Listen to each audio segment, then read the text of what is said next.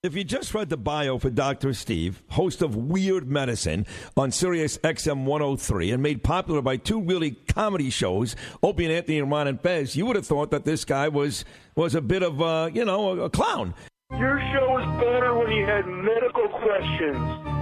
Hey! I've got diphtheria crushing my esophagus. I've got Ebola virus dripping from my nose. I've got the leprosy of the heart valve, exacerbating my incredible woes. I want to take my brain out and blast it with the wave, an ultrasonic, echographic, and a pulsating shave. I want a magic pill for all my ailments, the health equivalent to Citizen Kane. And if I don't get it now in the tablet, I think I'm doomed and I'll have to go insane. I want a requiem for my disease, so I'm paging Dr. Steve. Dr. Steve. It's Weird Medicine, the first and still only uncensored medical show in the history of broadcast radio, now a podcast. I'm Dr. Steve with my little pal Dr. Scott, the traditional Chinese medical specialist who has street cred with the alternative medicine assholes. Hello, Dr. Scott. Hey, Dr. Steve. I got my wife, Tacie, the professional WebEx attendee. Hello, Tacie. Hello, Steve. And in the studio for the first time, we've got my friend Chanda, who, NP Chanda. What are we going to call you? We're going to call you something that is my partner in business. Hello, Chanda. Hello. And we're going to talk about Chanda a little bit later in the show about what we have planned for her, and also the return of Lady Diagnosis. I'm back from sabbatical. Hello. Hey, Dr. Steve. You and Chanda work together now, which is very cool. Mm-hmm. This is a show for people who never listened to a medical show on the radio or the internet. If you've got a question you're embarrassed to take to your regular medical provider, if you can't find an answer anywhere else, give us a call at 347-766-4323. That's 347-POOHEAD. Sorry, Scott. Visit our website at drsteve.com for podcast, medical news, and stuff you can buy. Or go to our merchandise store at Cafe Press Stock. And no, don't go there. I closed that. To hell with that. You closed it? Yep, I sure did. It's crap. Most importantly, we are not your medical providers. Take everything here with a grain of salt. Don't act on anything you hear on this show without talking over with your doctor, nurse practitioner, practical nurse, physician assistant, pharmacist, chiropractor, acupuncturist, yoga master, physical therapist, clinical laboratory scientist, registered dietitian, or whatever. Yes, I did close it. They got ridiculous, and somebody tried to do a copyright claim on our Dr. Steve logo and all kinds of stuff, and it was like, this is stupid, so to hell with this, so I just closed it. But why would anybody do that? Because people are fucking stupid like that. Causing trouble. Yep. I had this piece of shit try to sue me for my Simply Herbals stress less thing. He said he owned the words stress less. I've seen stress less in a bunch of other things too, so exactly. I hope he's suing all of them too. Yeah, he tried, but it was unsuccessful. Oh, good. Okay. Fuck it. Yep. Yeah, you can call people names. It's fine. You know, Penn and Teller, I learned something from them. You can't call somebody a quack, but you can call them an asshole, and it's fine. Mm-hmm. Isn't that something? Because if you call them a quack, you're impugning their professional whatever reputation. But if you call them an asshole, that's just your opinion. Mm-hmm. It's just my opinion. So if you watch Penn and Teller's bullshit, they'll call people assholes all the time, but they'll never say they're quacks or phonies. Like Uri Geller, the psychic spoon-bending dude, they would never call him a fake, but they would, call him names. It's funny. Anyway, don't forget to go to stuff.drsteve.com. That's stuff.drsteve.com for all of your Amazon shopping needs, but also because you can check out the Rode robot guitar tuner. And not only guitar, if you play the bass like I do, you can get the big hefty one. And the darn things, I thought they were going to be $300-400. They're really very reasonably priced. They're under $150 for this thing. That is you guys haven't seen this, have you? No. What it is it's a little robot, and you put this on your string, and you pluck the string, and it tunes it for you. But you still have to tighten the... Nope. No. No, it's not like a tuner where it just tells you where it should be. It actually does it. Wow. It's the coolest damn thing. I'll show you after a little bit. It's fancy. It is cool. You have a stringed instrument over there, Scott? Yeah. Well, here to do one. What do you got? I'm surrounded by them. Okay, you got that crappy guitar over there? Let's do Yes. Just do a couple strings on it. I don't want to take up too much time doing this. That's the Falcon, right? Is that what that is? Okay. Here you go. Here's E2. Do that. I've got her slightly out of tune, so just to... Yeah. So you just put it on there. Then you go. You hear it? You see it? There you go. There you go. Oh my God. How cool Cool, is huh? that? It tuned us. That's That's amazing. crazy. And then you impressive. just go to the next. Do A. You know. Good. Oh, Uh-oh. what happened? I don't know. Oh, he fucked it up. He didn't know what he was changing doing. tuning. No, I don't. Here, you do it. By God, I was doing fine. Oh yeah, you seem. Oh, he's got delete instrument. No, don't delete the instrument. God damn it, Scott. Yeah, I didn't put it on delete. Okay, but you just got to click resume. That's all. But anyway, you see it. It's neat as hell. But anyway, you can get those at stuff.drsteve.com or that's the best place to go. All right. Check out tweakedaudio.com. Offer code FLUID, FLUID, for 33% off the best earbuds for the price on the market, the best customer service anywhere. And if you want to lose weight with us, go to noom.drsteve.com. Noom is not a diet. It is a psychology app, and it has been very successful for me. I'm 2 years. I'm on my second year, and keeping my weight down. Although I would like to, I am working on getting the last 8 pounds off. Those seem to be the hardest, but I feel confident that with Noom I'll be able to do it. Noom.drsteve.com, Noom, and you get 2 weeks free. Just try it. If you don't like it, to hell with it. And if you do like it, you get 20% off. And then check out Dr. Scott's website, simplyherbals.net. Do you have nasal spray on there? Because I've got people still emailing me saying that there's no nasal spray on there. No, not yet. Okay, so when are you But going they can't email me. And Okay. I'll ship them to a direct. How would they do that? Through the Simply Herbals website? Yeah, through Simpler website or through weirdmedicine.drsteve.com. Well, okay. You can just say I'm Dr. Scott's secretary. So, but is there a I place? need adult supervision in case you haven't figured it out. Is there a place on here to Contact email us? Yeah, I think so. Contact. Okay, down at the bottom left it says contact, and then it says full. Yeah, okay, and you get that? Yeah. Okay, that goes straight to you. Straight to me. There's you'll never no get it. intermediaries. I'm going to send something, By God. and I'm going to send a keyword, and the next time when you come back, you have to say the keyword because I don't believe you. I already know what This the is keyword a test. I already know what it is. It's islet cell. You son of a bitch. How did you know? Okay. The keyword is Jackass. jagoff. Okay. All right. Then you got to say, I am not a robot, and then send the form in. Okay, very good. Usually he's not this nervous with it, but all these pretty faces in here, you can't hardly stand them. No, it's awesome. So, Chanda May, what's the deal? So this is the first time in the studio, right? We've known each other for 10 years. You've never been up here. I know. That was a mistake for us to wait this long. So anyway, for those who don't know, well, I hate to just jump right into that, but we were thinking about doing a dial-a-date for Chanda because she is single. She is singularly attractive. She's got a great job. She's got money. And for some reason, just can't figure it out with the dudes. And it may have something to do with where you live, to be honest with you. I mean, well, because you live in this part of the country, and Diane had the same problem for the longest time. Okay. Just the dudes that she's confronted with. The pool is small. Yeah. And If you want a redneck, there's plenty. And the trees are, there's not a lot of branches on the family tree. No, there's not. Exactly. There's not a lot of Yes. branches on my tree. We are in the center of tranquility and consanguinity. Consanguinity, that's right. A.k.a. inbreeding.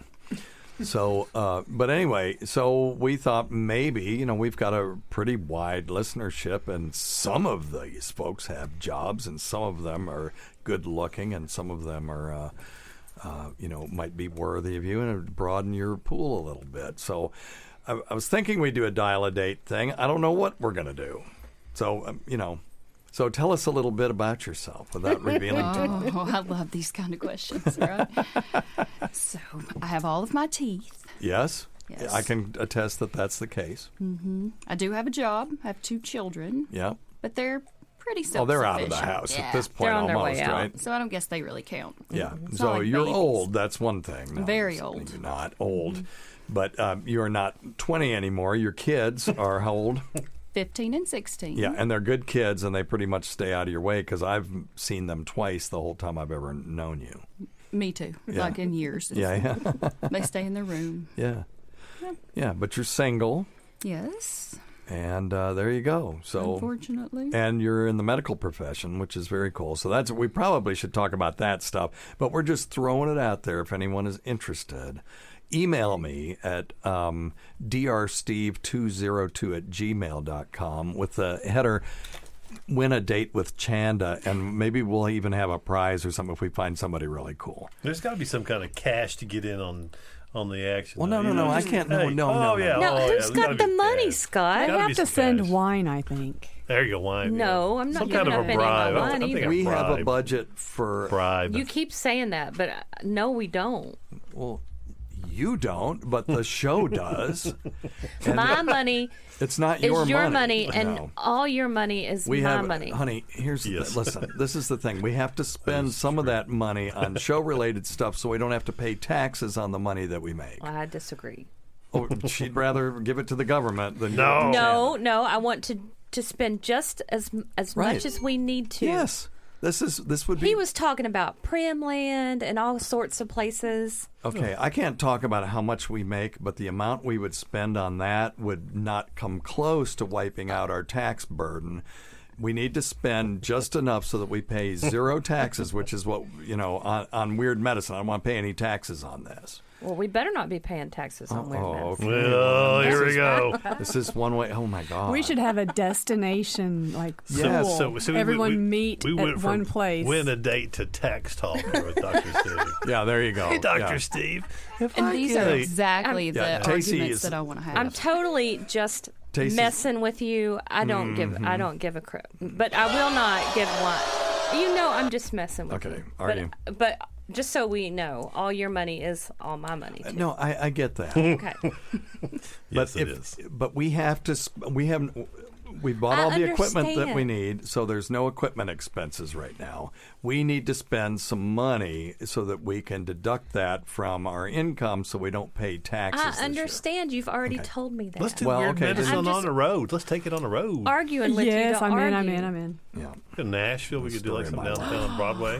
Ooh, New York. She likes cowboys. Let's do New York. She likes cowboys. Okay. Maybe so not. Anyway, we I think maybe she's up for all Sorry that. about that. If we get 3 or 4 eligible people, we'll do a dial-a-date thing where you ask them questions that, of course, I will write. And just like we did, if anybody wants to hear an example of that, I think, was it episode 100? We did the dial-a-date with your mom, Tacie. My mother, yes. I still can't believe she didn't want to date me. That was just disturbing. Well, that's right. You were one of them, yeah, weren't she you? took Magic That was before Mike. you got started. And, Magic Mike was a little more her style. Yeah, but what they wanted... I like losing. I wrote all these questions for it. It was like, what kind of trim does your trailer have and stuff like that, and my favorite movie is Black Guys Dressed Up. You remember that was one of her things that she thought that was what Men in Black was called. You don't know my mother. Have you ever met her? I have met her. Okay. Yeah, so that's a true story. We were at the baseball diamond, and Tacie and I are sitting there watching our kid play, and the other kid was off, talking about unicorns with some kid that he had met at the thing, and all of a sudden Joanne just out of nowhere says, "I'm going to go see that movie, Black Guys Dressed Up." And I had to think for a minute. I'm like, "Do you mean Men in Black?" And she's like, Yeah, that's it. So anyway, that was one of the questions. My favorite movie was Black Guys Dressed Up. What if our romance was a movie, what would it be called? And do you remember what your answer was, Dr. Scott? Apocalypse Now. Yeah. That's pretty good. Aww. So anyway, so we would do things like that. And then you would get to pick. And then you get whatever the price and then was. a now, moderately priced hotel with us. What Joanne? That'd be a really romantic thing. Not in the same Super 8 with Dr. Steve and Tacie. What Big Joe's prize was? I think they won $2 off any Jell-O item at Piccadilly Cafeteria. I think that was their big prize. Anyway, all right. Okay, love it. So if you're interested, email me. Or the best thing, I'll tell you what. Let me give you a better way. It's easier to remember. Go to our website at drsteve.com. Click contact, and ignore all the warnings, and then send me an email with your you got to pitch yourself, because we're gonna respond to the people based on the pitch that you give. And pick. And Chanda's going to look at your Instagram and all that stuff, and we'll pick 3. If we get 3 people, then we'll do a game. If we just get one really good one, well, then just go have fun. Yeah. I mean, we need pictures too, though. Yeah, of course. Yes. Oh, yes. Okay. Yeah, none of those Our income statements. filter, highly filtered Instagram pictures. Shoe size. Like, who's that person on 90 Day Finance Taste that she used all those filters, and when the guy showed up from I can't Tunisia, remember her name. he was a little bit surprised. But anyway, yeah, go easy on the filters. I mean, be real, because we want this to be a real thing, and we want somebody that we like, so we can hang out, because we like Chanda, and if she ends up hooking up with somebody we can't stand, we're never going to see her again. Yeah, it'll be over. Yeah. All right. So let's you do cosmetic stuff. Let's talk a little bit about anti-aging and things like that. What's big on the scene these days? Well, Botox is always big. Yeah, so it will botulinum forever toxin, more be big. But there's 3 different brands. Yeah.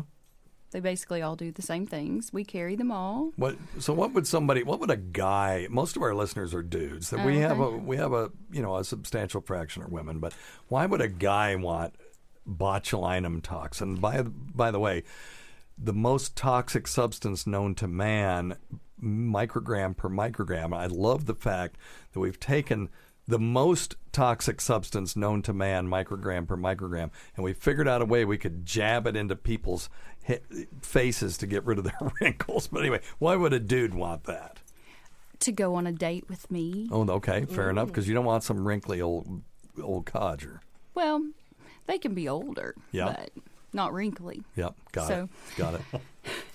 Yeah. But we do. We treat a lot of men. Wrinkly man ass, that's awful, right? Oh, that would be bad. I remember Samantha on Sex and the City where she was boning this older guy, and she really liked him, and then she saw his wrinkly man ass when he was walking off to go to the bathroom. Totally turned off. I remember that. But anyway, okay. So we have a lot of dudes, though, that do Botox, and it's just to look more youthful or fresh, I guess. Yeah. Not so tired. Less Sharpay-ish. Yes. Kind of. it worked for me. You did me, and I've only had it done once. It lasts for about 4 months. Mm-hmm. And is that why you're looking so youthful? No, it's worn off now. Thank you. But it is really interesting how it works. So it binds to actively contracting muscle and basically paralyzes it for up to 4 months, which, botulinum toxin causes botulism. If you happen to get a big old load of it because you've got some canned goods that have gone bad, what it does is it gets into all the muscles of your system and paralyzes those. And unfortunately, one of the groups of muscles is your diaphragm and the muscles around your rib cage, and it causes you to stop breathing. So botulism is a bad disease. But the fact that we've harnessed this toxin to just do the muscles that we want is pretty incredible. It really is. Now, there have been some cases of botulism in people who have gotten injections, but to my knowledge, never at cosmetic doses. It's always been at the really high doses that they use for people with neck spasm, which is called torticollis. You want to talk about that's in your bailiwick, Dr. Scott. You want to talk about torticollis for a second? Well, that's the only thing I was going to say. The only time I ever see it used is certainly not cosmetically, but if somebody's got a dystonia, which is a weird neck spasm, or it's also called torticollis, the muscles are spasming so hard they'll actually pull the head down onto the chest wall. Right. And it's one of the ways one of the things they can do is actually do Botox in the neck, and that's a really dangerous thing to do. Yeah. No, please forgive me. Let me finish. It's dangerous, but under the right hands, skilled hands, it can do wonderful. It carries things. increased risk. Right. I don't think the word dangerous characterizes it right. It can but be. They use larger, they use larger, and the other times they'll use it sometimes if people have a paralysis, if they're in wheelchairs and they're having spasms and stuff, or migraines, backs or migraines and stuff like that. So. But they use a much higher dose, and much that's higher, to my knowledge, and I may be wrong, but the 100% or close to that of cases of botulism that have come from injections of botulinum toxin has come from those where they're injecting into larger muscles in much higher doses. Sure. Yep. And it's a slightly different formula, I think, too, because ours is cosmetic. You can order either. Potency's a little different. I'm guessing. Yeah, I always wondered what the difference between the cosmetic and the therapeutic really were. Well, that'd be something for you to look up, Scott. See if there's any actual substantive difference between botulinum toxin for cosmesis or botulinum toxin for therapeutics. If you don't mind. While he's looking that up, can I ask a question? Of course. Okay, so Botox, does it freeze or does it relax? What is it exactly that it does? Excellent question. It doesn't spasm it. So go ahead, Chanda. It prevents or paralyzes the muscle. So it can't contract. So it can't move. So therefore, you do sometimes get a relaxation of that muscle just because it's holding up, your eyebrow or, whatever or else. Eyelid if you don't do it right. Correct. Exactly. Yeah. So sometimes you do get that laxity, so it looks like it's relaxed, but it's actually just not working. Right. It won't contract anymore. Have you ever done Botox for on somebody's face that's had a pretty bad Bell's palsy? Actually, I'm glad you Botox asked. the other side. Ooh, yeah, let's go. Give yourself a bill. I actually have, and I told them, like, hey, we're going to try this. We're going to do a little bit more asymmetrical injection just to see what kind of results we'll get. So they're familiar, or aware that, we could or could not correct the asymmetry, but the ones that I've done turned out really well. It's got to help some. So you gave it to the non-affected contracting side, right? The contralateral side. The non-affected, Okay, big words. You do it to the side that droops or that's... The non-drooping side. Non-drooping. To make it almost droop, kind of. Thank you, So it's not Dr. a Scott. cone. Okay. Yep. Yeah, so it almost looks like it's drooping a little bit, too. Okay. Yeah. So physically... Chanda's voice changed. Balances them out a little bit. Why hell? She was looking at me. Sorry, Chanda. Chanda, go ahead. Where do you stick it? Where do you like to stick it? No, I was finished, but Yep. I enjoy the challenges of cosmetic medicine like that because you can really change someone's life. You can be creative. Oh, shoot, yeah. And their attitude, their confidence level, just with a little Botox. Yeah. Now, you had a machine in there that we've alluded to it on the show, but I can't do this procedure. I am forbidden from doing this procedure by my own choice, because if I did this procedure, I would end up in court multiple times with people saying that I abused them. And I found out about this procedure because you did it on Tacie. Yep. And that was the vaginal rejuvenation. And I only laughed because it's just so absurd. Thought of me, a dude, an old dude, going in to do this on somebody. So talk a little bit about what it is, and then we'll get to why it is that it would be, idiotic for me to do this if I valued my medical license. Go ahead. Well, it is vaginal rejuvenation, but the machine that we have it works with radio frequency waves rather than like the CO2 lasers. So, radio. Yeah. Did I say that right? Yeah. Okay. No, I'm You just looked at me like, okay. But it's pretty phenomenal. The results. Sirius XM, everybody. I got the rail and the radio waves. I'm just thinking of but the results Opie that we've and Anthony had coming out of these people's vaginas. Go ahead. They would love it.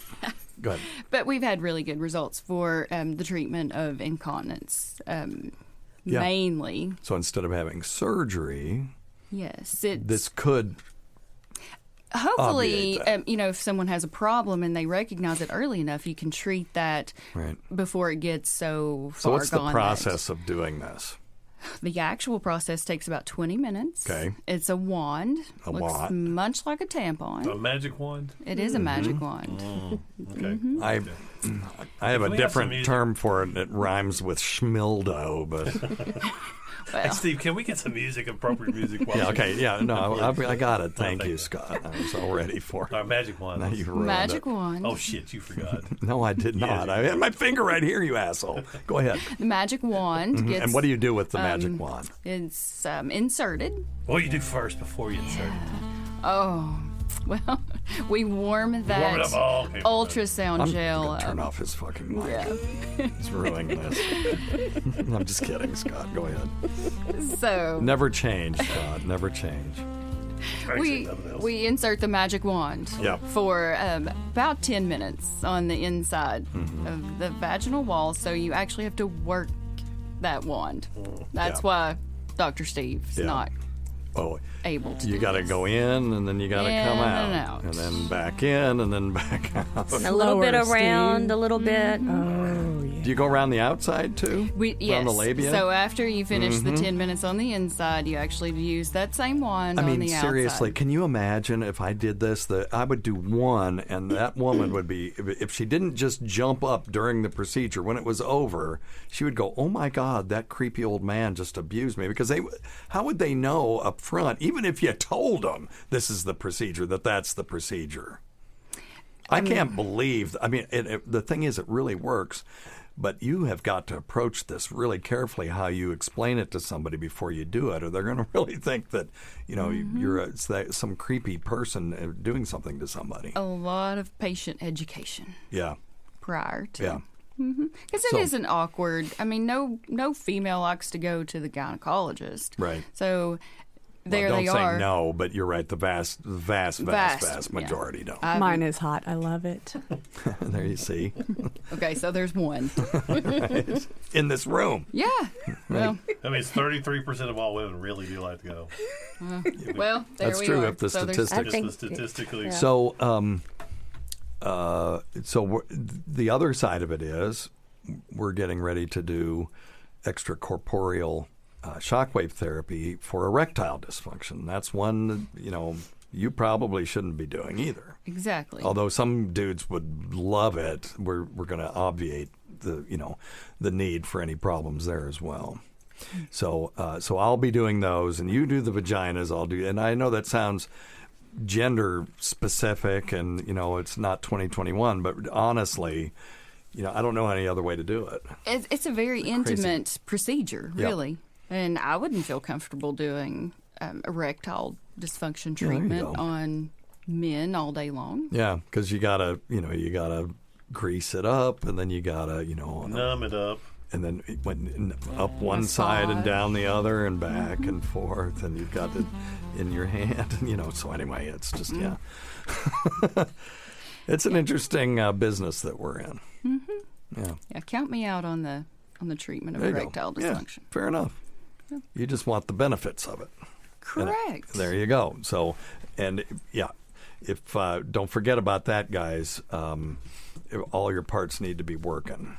Okay. And if they aren't, I guess Dr. Steve could fix it. There you go. You come to see me. Okay, fair enough. Mm-hmm. If you need a little help, come see me first, then we'll get you hooked up. All right. I don't know what I'm saying. You get 15% off with the code Dr. Steve. Ooh.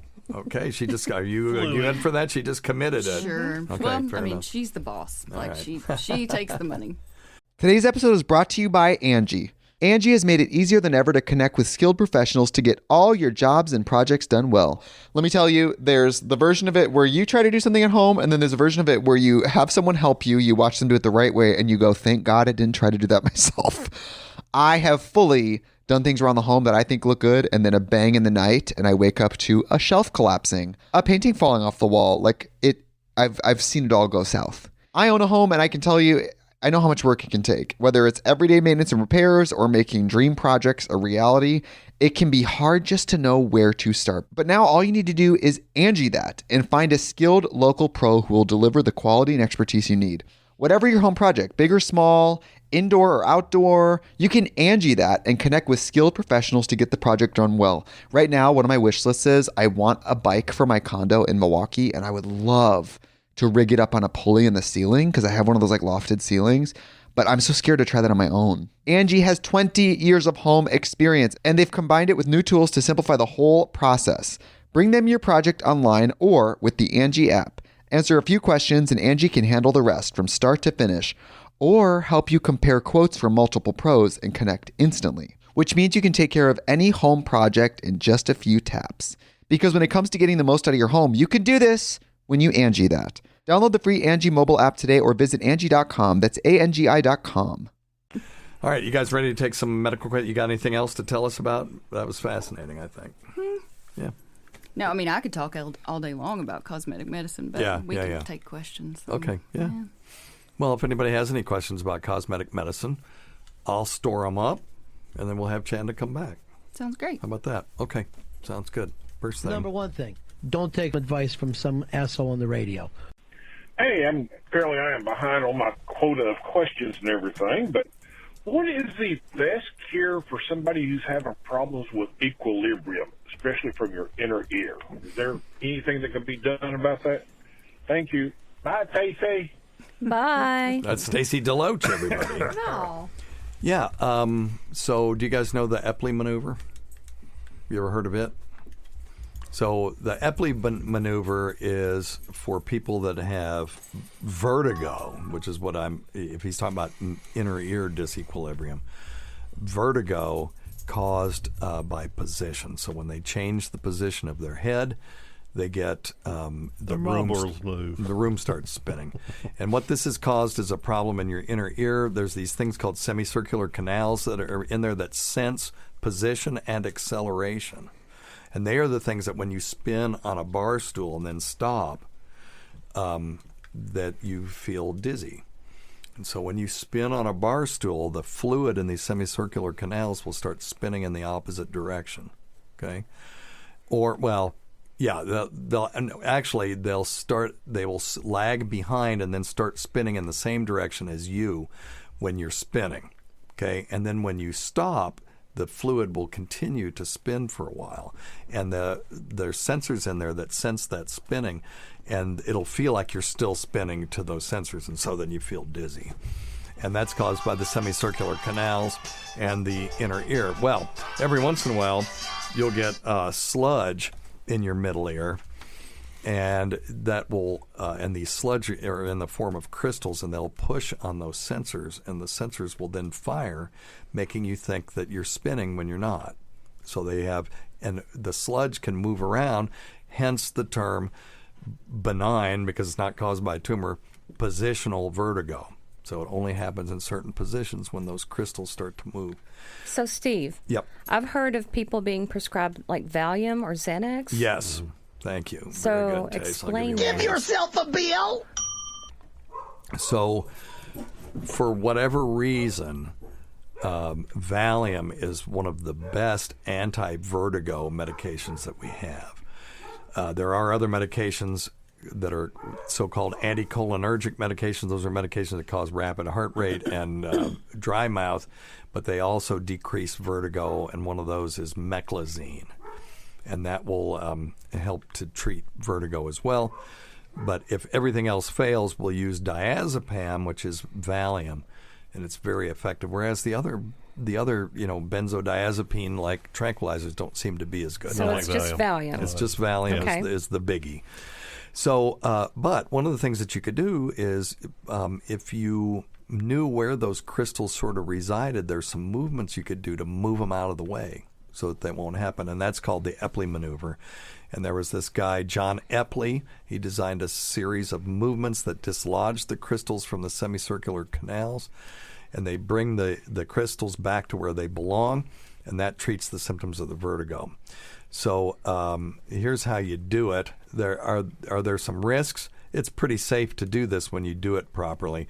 If you can't move your neck safely, then you can't do the Epley maneuver safely, but otherwise people are in pretty good shape on that.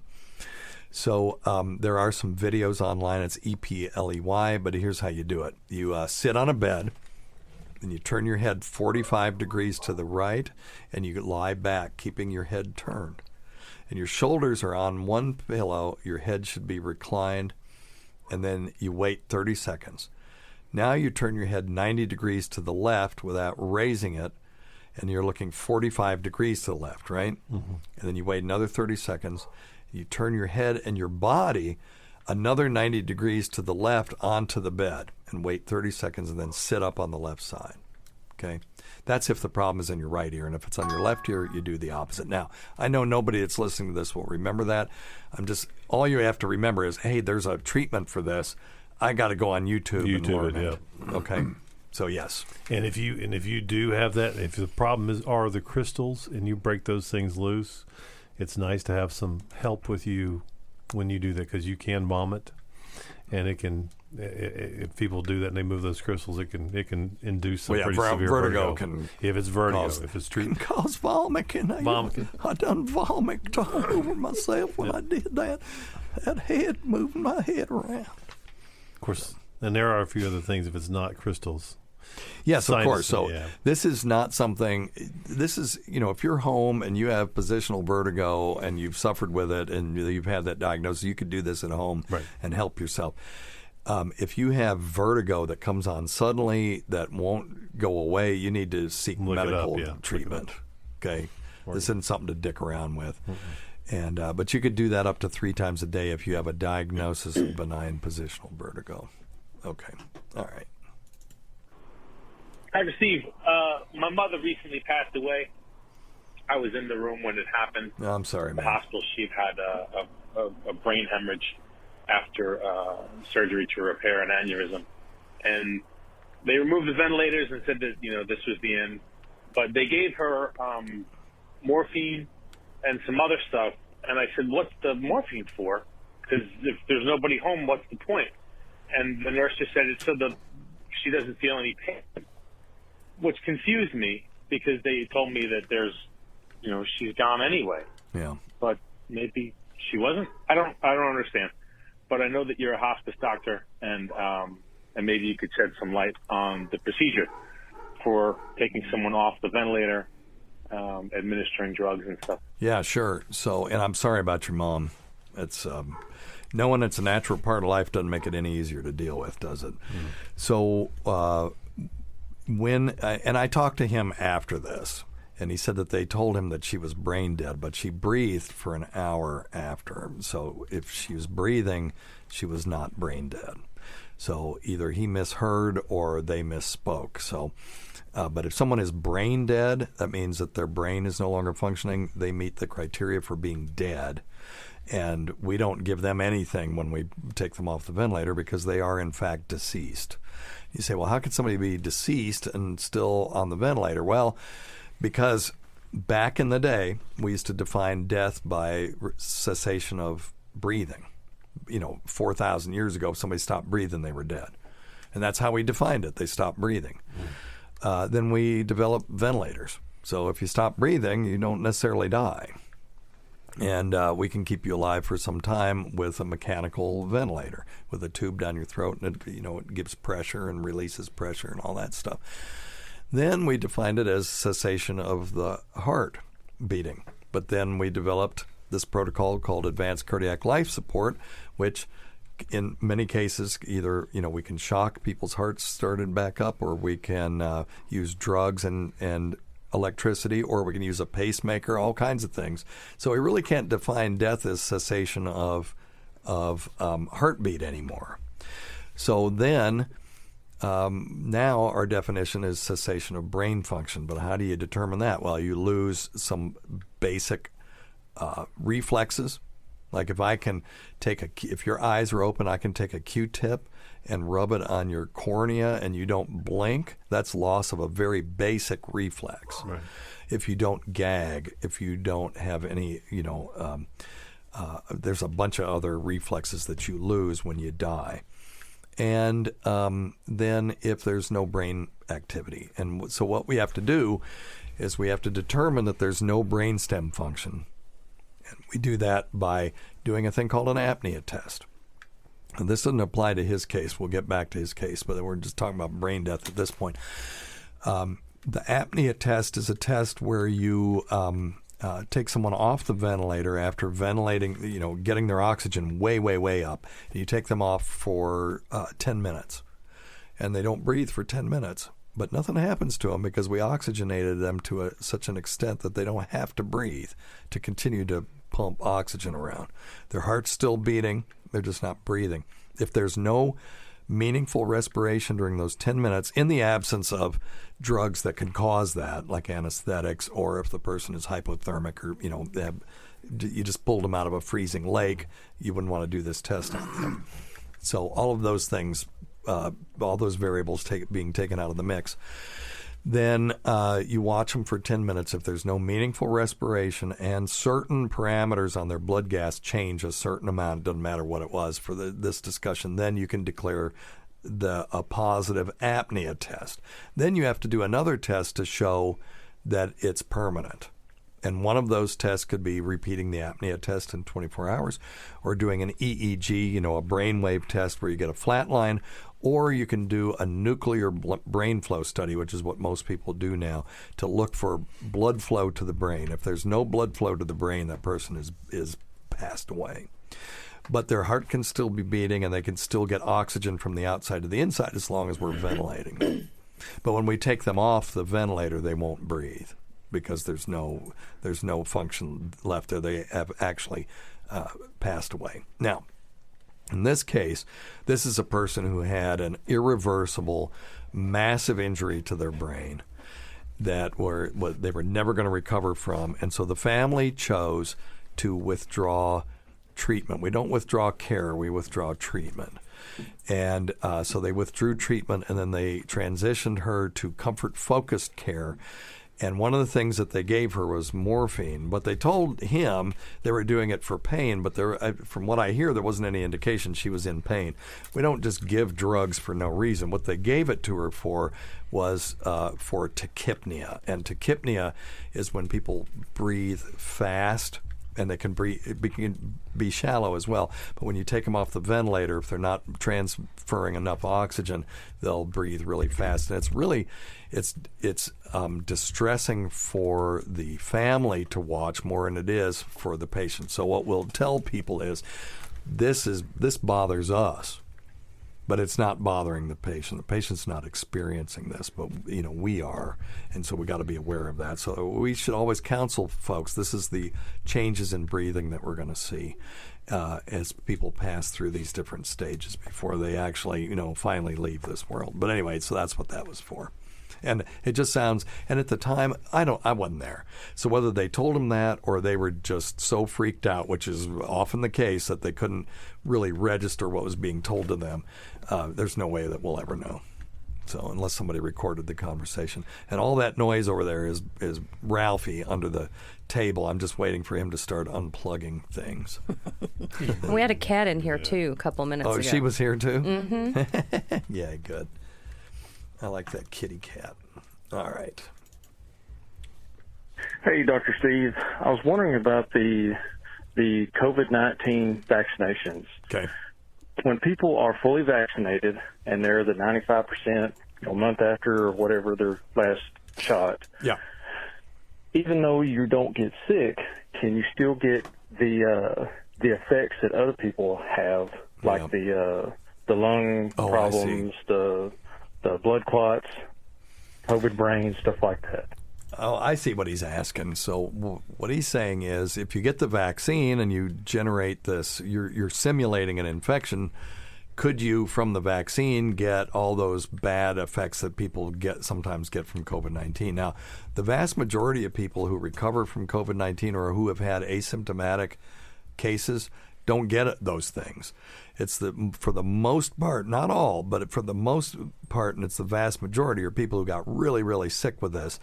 And most of those adverse effects seem to come from the inflammatory response of the body rather than from the virus itself.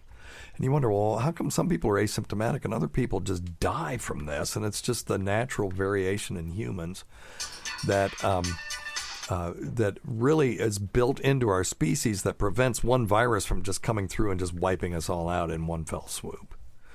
And, everybody's got a different immune system. What may make me extremely susceptible to COVID may prevent me from dying from, say, malaria or something like that down the road. So, there's always trade-offs with these things. Some of the people that are completely immune to this may have problems with other viruses. So, but anyway, we're not seeing any of that with the vaccine at this point. Excellent question. Hey, Steve. Yep. Don't worry about who this is. Okay. Have you heard about these anal swabs? I don't know about you, but that sounds kind of fun. For COVID, allegedly. Yeah, the COVID anal swabs. So that the reason you can detect COVID in the anus or in the rectum is because when you have an infection, you swallow these viral particles, and the RNA remains intact enough that they can detect it in the stool or in the by doing an anal. So that's swab. real? Yep. Mm-hmm. Wow. And I mean, it's one way to do it, but it's also when they put the probe and the tracking devices in there at the same time. So seriously though, why would you do that when you could do it different ways? I don't know why you would. Don't ask me why questions. I'm just telling you that you could do that, and there is such a thing. And I've been reading they that have an aversion to somebody swabbing their nose. Yeah, right. Please stick that up my ass. I'd rather in my ass. Right, that's a good one, Scott. Yes. Is it the same swab? Ooh. I used to do that when we had glass thermometers in a thing. And then, I'd put it in the person's mouth and take it out and go, oh, that was the rectal thermometer, Oh, it was hilarious. All right. But, yeah, that's the thing. You could do that. You can detect it in the stool. So, all right. Whatever. Got another question for you. COVID related. What's the chances on this COVID-19 morphing as it gets into all the different people's bodies and interacts with your DNA in your system? And I'm assuming that you're going to be breathing it back out as you breathe in, breathe out. Is there any chance of it morphing or keep changing and evolving? Well, Stacy, have you not heard of the UK variant or the Brazil variant or the South African variant? Yes, that's how that happens. Is these things, it first mutated so that it could jump from an animal host to a human host, and probably from bat to, what is that cat thing called, a kestrel or something like that in China, and then it went from there to us. I can't remember the name of it. It's sort of a cat-like animal. I was thinking wombat, but it's not. No, wombat. It's not wombat. Honey badger. Yeah, because the honey badger doesn't take no shit. No, that's right. They don't. If you've not seen that video, if you don't know what we're talking about, just go. You have to watch it. Let me. Best video ever. It really is. What's it called? Honey badger don't care. Honey badger don't something. Let me see. Crazy nastiness of the honey badger. Is that it? Let's see. I'm sure that's the person. This is the honey badger. That's it. Watch it run in slow motion.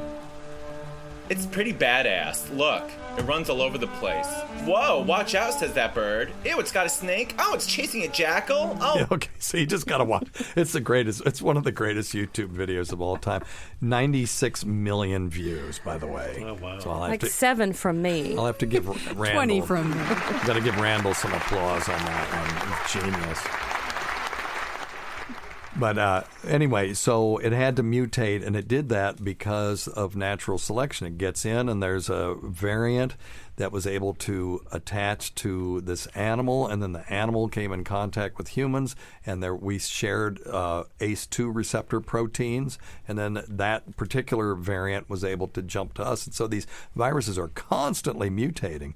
Most of the mutations don't lead anywhere. Those viruses will die out, but the successful ones will live on to reproduce in a different host. And if they're really successful and very transmissible, then you get a global pandemic.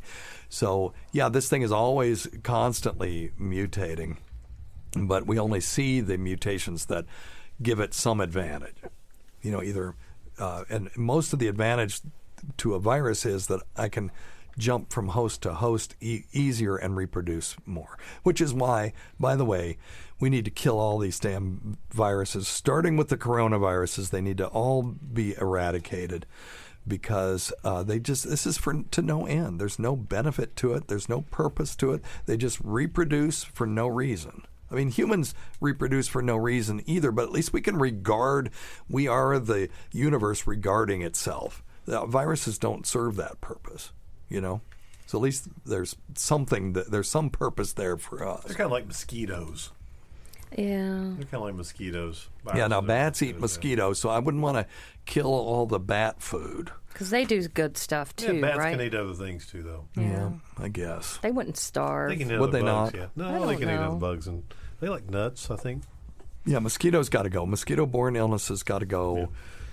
RNA viruses of all sorts, influenza, Ebola, coronaviruses, they all suck and they can kiss my ass. So they need to go. Now, I've had a lot of people talking. Oh, it's we're not even testing for influenza. That's why there's no influenza cases. That's not true. Every single person that comes into our hospital, and we're not the only one that's doing this, gets this 4-tiered or 4-armed test. They get influenza A, influenza B, COVID-19, and respiratory syncytial virus. And so we know how many influenzas there are. And that's the kids' school calling. Oh, good. We still have not seen any influenza this year. The infectious disease guy that I know, who sees everything, he's seen 2 cases this year. Wow. Yeah, the numbers are staggeringly low. Yeah. Well, the just goes to show you the R sub 0 or R naught of influenza is about half of that of COVID-19. So if we're having some success mediating this. This illness or mitigating this virus with social distancing and masking, well, we're doing even more so. It's amplified for influenza. Right. We're just not seeing it, which is pretty damn cool, which tells me we can probably defeat influenza. Yeah. That's fine with me if we hit it first. Right. If we all just pull together and do what we need to do. Well, kumbaya to you too, my friend. Yeah, that's right. All we are saying... Give your mask a chance. Yeah, I don't want to live my life in masks, though, when there's no there's some benefits. You go outside, it's cold outside, scarf. Get your mask on. Oh, man, it's great. The infectious disease guy said that I talked to said he's never going back to the way that he used to do things, though. Mm-hmm. That's never going to change now after this because it's been so successful. Yeah. So is he going to do that in real life, too? Well, I don't know. I doubt it. I think he means at work.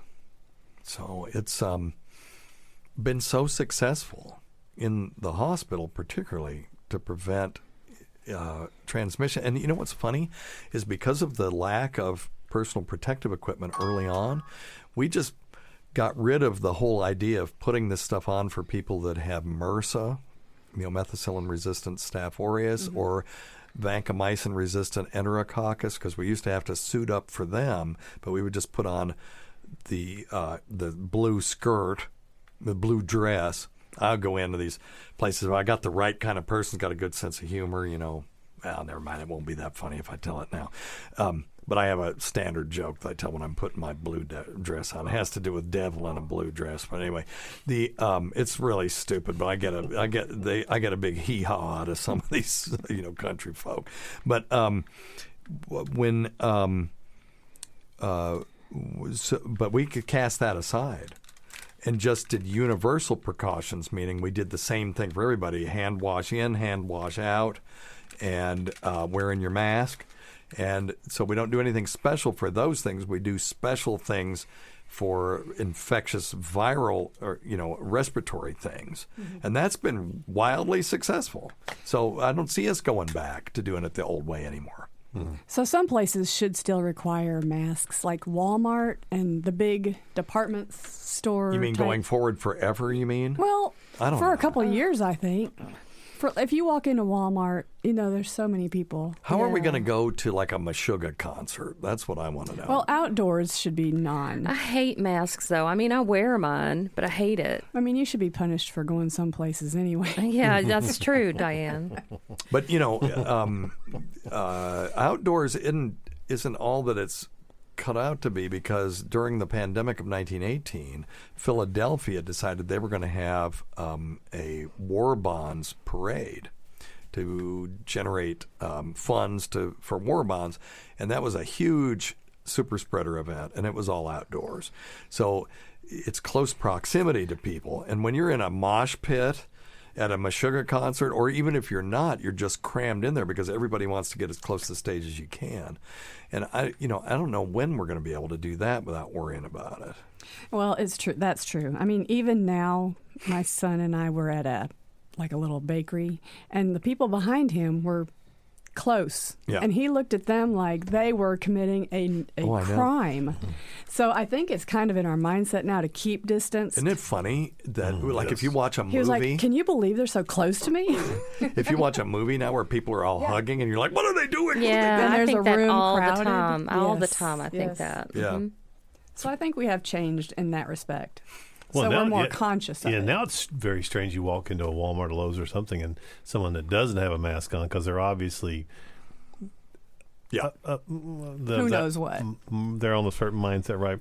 But it's kind of weird. Now you look at them, it's like, what the hell's wrong with them? Yeah. Right, yeah. What's wrong with them? Yeah. And here we are wearing, personal protective equipment into Walmart, but they're the weird ones. Mm-hmm. It's been strange, very strange. It is strange. I hear that, I believe it was Sweden, and if any of our Swedish listeners want to pipe in on this, that their culture is sort of based on social distancing anyway. They don't like being around each other, and so they stay away from each other. And in the beginning, it was looking like Sweden was going to do amazingly well. Now their per capita, their deaths per capita about where everybody else's is, just all kind of bunched up. But and if you want to check out those numbers, you can graph it for yourself at covid.stoutlabs.com. And I'll put it on the podcast thing if I remember, and if not, you can email me if you can't figure it out. But that was sort of their natural thing, and I wonder if we're going to get that way.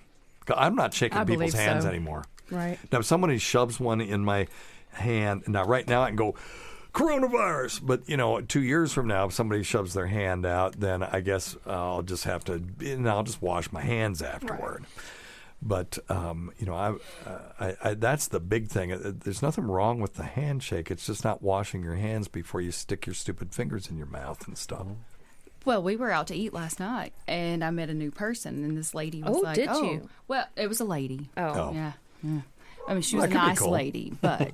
nice lady. She's like, hi, I'm Michelle, and sticks her hand out, and I'm like, is it rude to shake her hand, or is it rude to not shake her hand? I think... So it's just kind of slap an awkward... Slap it out of the way. It's like, what the fuck? But draw first. Hey, draw first. Give him a fist bump. So it's I do just that. awkward. I've done that. I've held out my fist, and people take their hand and just curl it into a fist and bump it. That's worked. Yeah. But I didn't want to be rude. Why do we even have to touch each other? Because human touch is important. It's not. It is. No. It is. It is. Therapeutically, it's not when you meet people. It's not important in that context. I agree. Human touch is very important, particularly in a therapeutic environment. If patients who just had a hand placed on their shoulder, nothing else, felt better when they came out of the doctor than if they never touched them at all. So I get. But the reason we shake hands is because the Greeks started this shit to show, it was a tradition to show that you didn't have a weapon in your hand. Because back then, I guess it was pretty damn treacherous. And so there's no need for that anymore. We don't have to touch each other. I'll touch my family and my close friends, but I don't have to touch some stranger on the street just because I've met them for the first time, in my opinion. Old habits sometimes die hard, I know.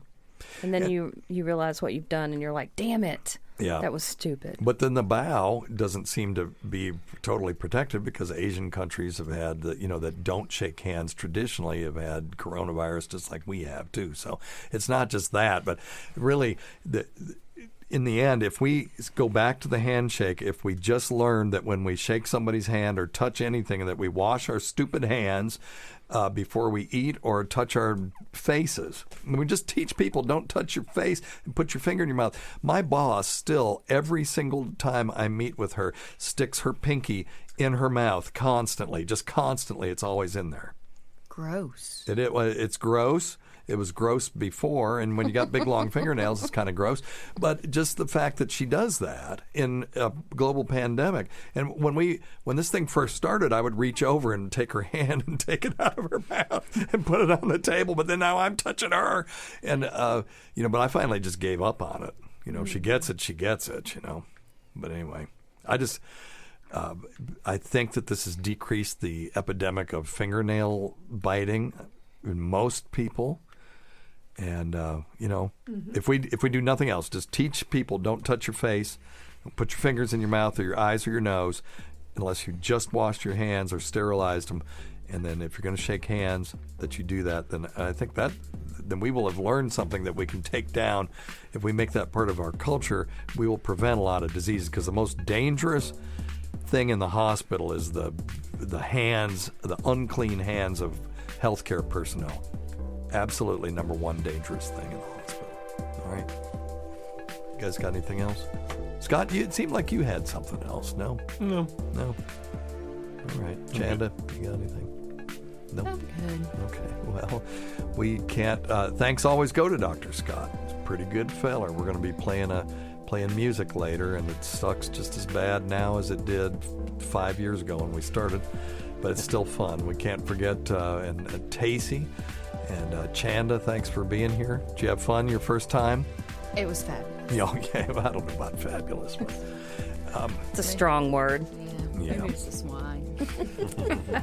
It was the wine. It's the wine. Lady Diagnosis, you drinking too? I am. Okay, very good. All right, it's not an expensive bottle of wine, though, so we can't expect it. So there's no show. That's right, no quid pro quo. We can't forget Rob Sprance, Bob Kelly, Greg Hughes, Anthony Cumia, Jim Norton, She Who Owns Pigs and Snakes, Travis Teft, That Ghoul Girl, Lewis Johnson, Paul Ovcharski, Chowdy 1008, Eric Nagel, Roland Campos, Sister of Chris, Sam Roberts, Pat Duffy, She Who Does Not Have a PhD, Dennis Falcone, Matt Kleinschmidt, Dale Dudley, Holly from the Gulf, the great Rob Bartlett, Bernie and Sid, Martha from Arkansas's Daughter, Ron Bennington, and Fez Watley, and the Port Charlotte whore, whose support of the show has never gone unappreciated. Listen to our SiriusXM show on the Faction Talk channel, SiriusXM channel 103, Saturdays at 7 p.m. Eastern, Sunday at 6 p.m. Eastern, on demand, and other times at Jim McClure's pleasure. Many thanks to our listeners whose voicemail and topic ideas make this job very easy. Go to our website at drsteve.com for schedules and podcasts and other crap. Until next time, check your stupid nuts for lumps, quit smoking, get off your asses, and get some exercise. We'll see you in 1 week for the next edition of Weird Medicine. Goodbye. You can say goodbye. We'll see it. Have a good one.